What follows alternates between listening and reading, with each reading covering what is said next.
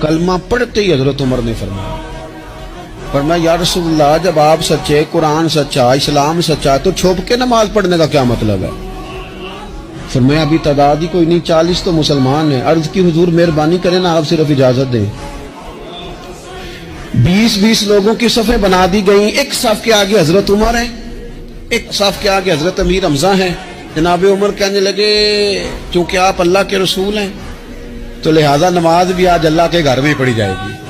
تو حضرت عمر بیت اللہ شریف کے بیچ کھڑے ہو کے نعرہ لگاتے ہیں، فرماتے ہیں میں عمر ہوں، تم مجھے بھی جانتے ہو، میرے باپ کو بھی جانتے ہو، تم میرا قبیلہ بھی جانتے ہو، میں نے پڑھ لیا ہے محبوب کا کلمہ۔